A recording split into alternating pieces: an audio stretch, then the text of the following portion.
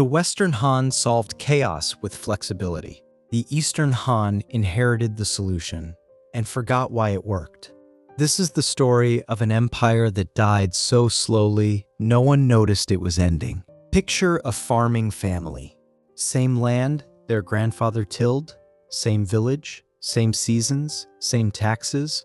The empire still exists, the emperor still sits on the throne, so no one thinks anything is ending. Then comes a bad year. Not a famine, not a disaster, just too much rain at the wrong time. Half the harvest is gone. The family does the math, pay full taxes or survive winter. Not both. They walk to the county office. The magistrate already knows what they'll say. He's heard it all week. He has 3 choices. Report the disaster, and his career ends. Enforce the tax, and riots start. Or find a third way. He calls the largest estate nearby. Help stabilize the situation. Grain is distributed, people survive, the crisis passes. On paper, nothing happened. But the family now owes the estate. They pay with land. Not all of it, just enough. They still farm the same fields, but part of it now belongs to someone else. Across the county, the same thing happens again and again. No new law is passed, no decree is announced, but fields slowly disappear behind walls. The magistrate finds this convenient. One estate is easier to manage than 100 small households. Taxes come in bundled, disputes are handled privately, paperwork improves. 10 years later, the village looks different. Fewer independent farmers, more tenant families. The government still collects taxes, just not directly anymore. The estates handle it. When bandits appear, the magistrate doesn't call state troops. He asks the estate to organize guards. When disputes arise, the estate settles them. The government still exists, it just doesn't need to be everywhere anymore. Meanwhile, back in the capital, things appear calm. Emperors come and go. Most are young, very young. And when emperors are children, someone else governs. First, the maternal relatives. The Empress Dowager's family. They appoint allies, remove rivals, control the court. Then the emperor grows up and realizes he is a prisoner in his own palace. Every edict he signs was written by his mother's family. Every appointment decided for him. Every meeting controlled. So he looks for allies. People his mother's family does not control. Not ministers. Those were appointed by the Empress Dowager. Not generals. They answer to her relatives. But there is one group that serves only the emperor.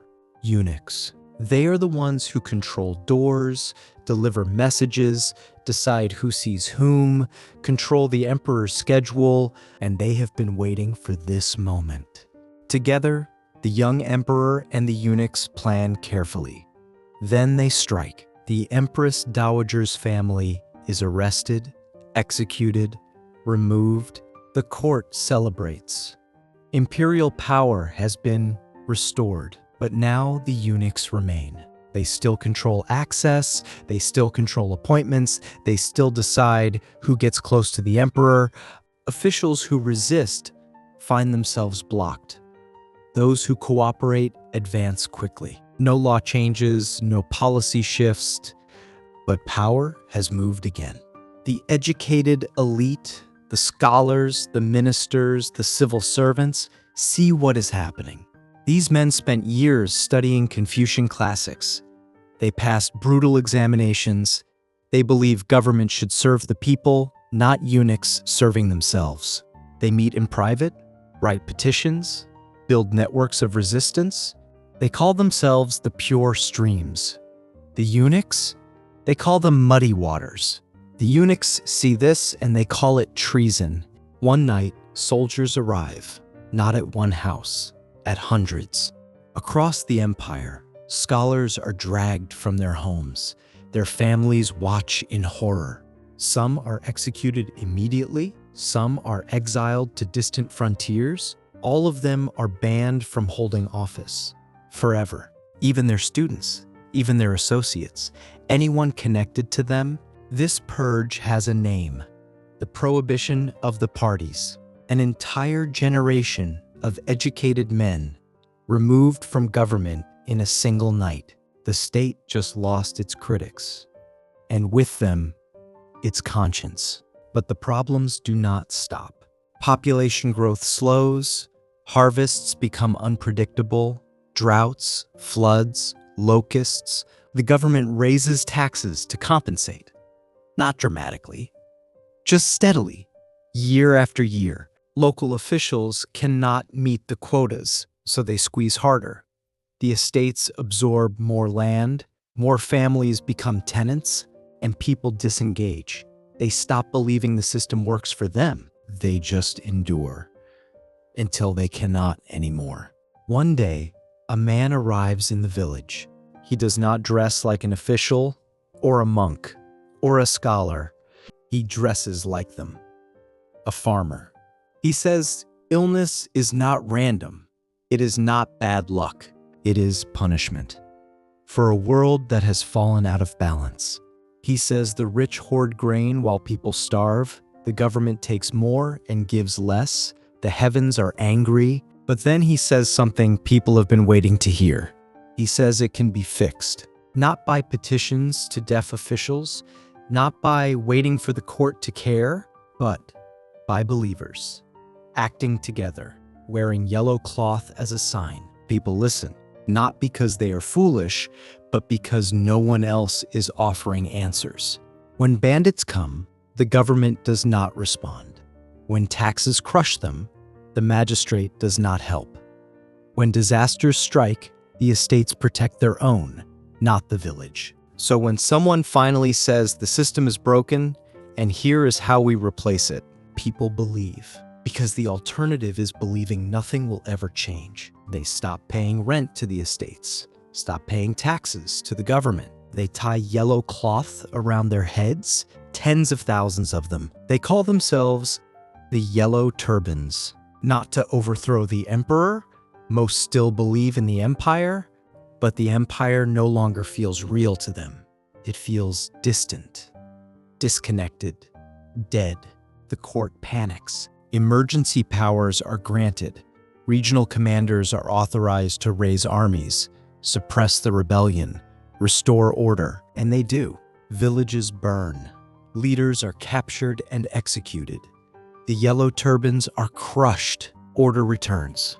But something irreversible has happened. The generals who raised those armies, they keep them.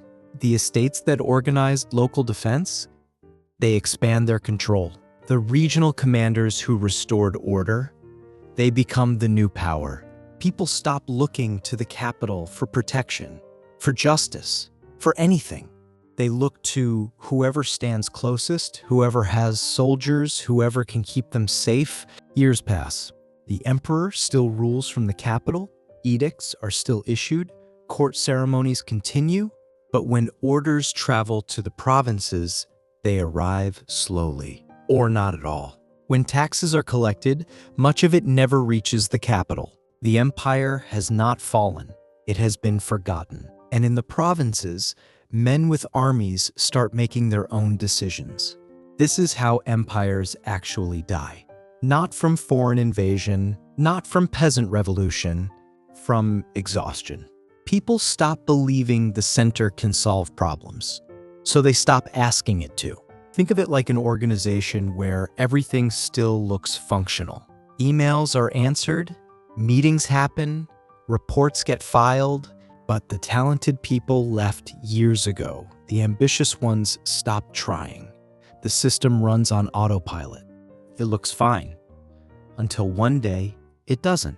Replace land with opportunity. Replace farmers with the middle class. When upward mobility stops, societies do not collapse immediately. They hollow out. The capable leave. The ambitious disengage. What remains is a shell. The Eastern Han did not fall in a dramatic collapse.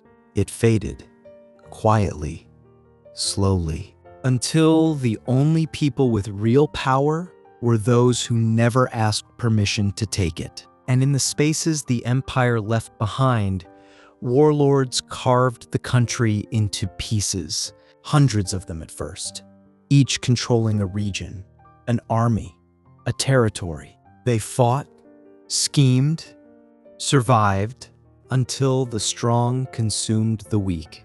And eventually, only 3 remained. That is where the next story begins. The age of heroes and betrayals, the age when China shattered into 3 kingdoms, and the struggle to reunify it consumed a generation.